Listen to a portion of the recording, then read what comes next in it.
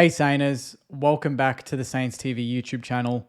No surprises here. This video, I should have known really. I posted Saints TV Weekly earlier, and as has been the case pretty much the last 3 weeks, every time I've posted that video within a couple of hours, there has been some news of a player requesting a trade to St Kilda or a re-signing. In this case, it is the GWS Giants defender, Leek Aleer, who has requested a trade to the Saints off the back of his exit meeting, which happened earlier today. John Ralph referred to that yesterday and mentioned that in the next 24 to 48 hours, the 24-year-old would request that trade, and that is exactly what happens. Some people thought getting Jack Silvani would put a dent in our pursuit of Leek Aleer, and I think Ross Lyon was at the final on the weekend watching him closely when they lost to Hawthorn, and yeah, the decision was probably done before then, to be honest, but it's now formalized in the way of a request to Marabini. So we are obviously going to have to work around a trade and see what that looks like. But the Giants said they will not stand in his way and that it will get done. But obviously they'll want something of note in return, because he was pick 15 in the 2021 draft, in the Nasiah draft, and he's only played 26 or so games since then. In 2022, he played 4 games. In 23, he played none. In 24, he played 8. And in 2025, he's played 13 games. But he's found it very difficult to get into the team, and we know why. Sam Taylor, Harry Himmelberg plays back and forward, Jack Buckley, and Connor Iden. It's a tough backline to get into. It's probably the toughest backline to get into for any player in the competition when you've got that quality back there.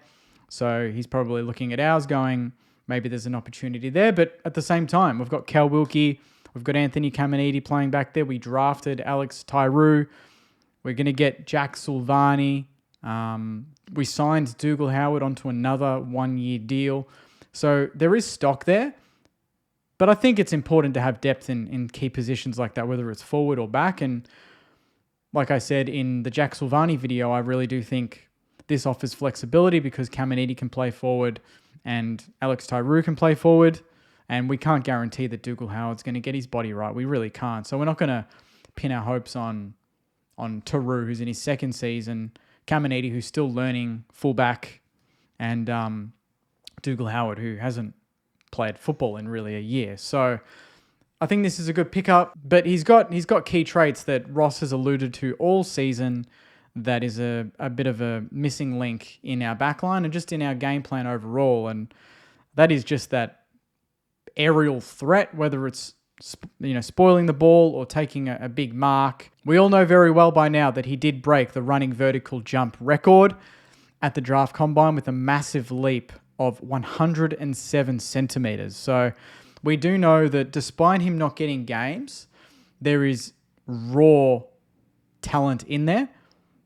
But I think most people, that have question marks on someone like Leek Aleer, it's about, yes, he's an athlete, but can he be a footballer? And I think it depends on the environment you're in. If you're not getting games, that's obviously going to put a halt on any sort of development. We do need continuity. If he was at St Kilda and he was getting 1 or 2 games a year on average or whatever behind Wilkie and other defenders, of course, he's not going to just be able to grow into his own.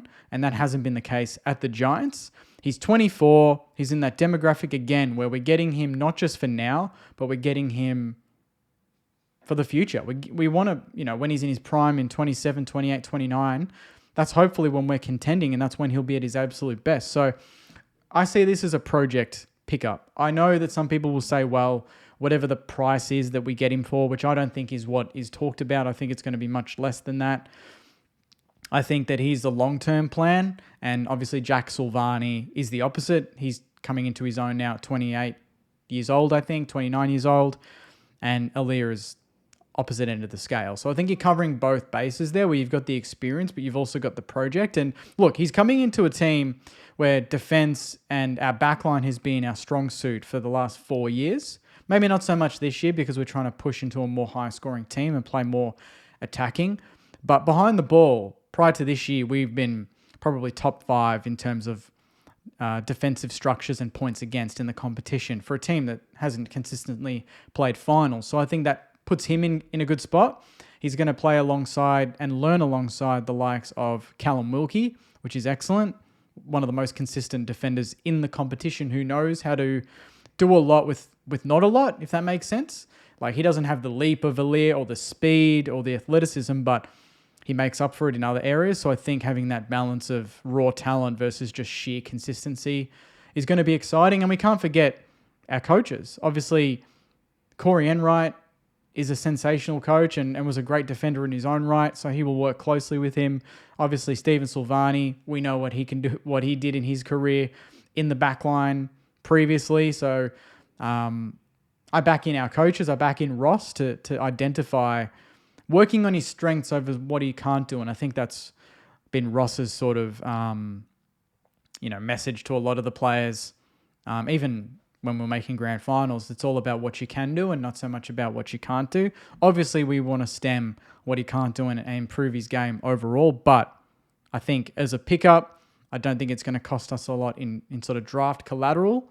And he's in that age bracket where we're not just getting him for now. He's going to be around for a while. And hopefully when we're competing and having that sort of aerial threat in the back line is going to be critical for us to, obviously maintain a strong defense and rebound accordingly. So I think all those things taken into consideration, yes, we haven't seen much of him this year in the games that we've watched. I would put my hand up and say that. I've watched him and he shows glimpses of, wow, like I don't see many players doing that type of things. But then for a bulk of a game, he's not around it. He's kind of, he just seems a little bit lost in the back line. But again, 20-odd games into his career, hasn't had a run at it. Maybe this is exactly what he needs, and maybe it'll just be a win-win in that situation. This just further reassures me that we're going to try and play Alex Tyrell as a forward. I'd love to chat to someone at the club about this, but you can't fit all of them into the back line, and I think Tyrell has got all of the traits to be just a star forward. So it would not surprise me day one or during the preseason if I go down to RSCA and I see him or Hammer in the front half. It's going to be quite exciting to support King. And then obviously you have Aleer, Silvani battling for a spot, Wilkie, Howard. I think this is one of those ones that there's a little bit less to look at, like from his previous club, from the Giants. There's glimpses, but it's more about, I think this is the one where I have to sit back and go, okay, I trust list management. They've clearly identified something in Leek Aleer that can be a point of difference for us. And we're just going to have to, get it out of him. We're going to have to develop him. He's nowhere near the ready-made article. And I think that's why Silvani's come in. So that takes the pressure off him, but I think he'd be competitive enough to back himself in to get a spot in this team. Leek Aleer has nominated St Kilda Saints. That is another player. That is now, the fourth player? We've had Tom de Koning confirmed, Jack Silvani confirmed, Liam Ryan confirmed, and now Leek Aleer. And obviously we are looking at Flanders and Mackenzie and a number of others as well. So there might be more news on that. And then obviously the priorities are making sure that we can keep Marcus Windhager. And then there's news of Rowan Marshall and Kel Wilkie, but they are contracted. So I'm not as worried about them as I am about Marcus Windhager. But nonetheless, I think I love that out of all the clubs that aren't playing finals right now, we are making moves. We're being proactive. We've probably locked in all of these players well in advance, which just saves us time to focus on the windy deals and maybe anything else that pops up in the open market. Whereas other clubs that have finished around us, I haven't heard of any news about them. You can question the quality of player we're getting in, but I like the mix of they have potential to be great and a couple that are more proven.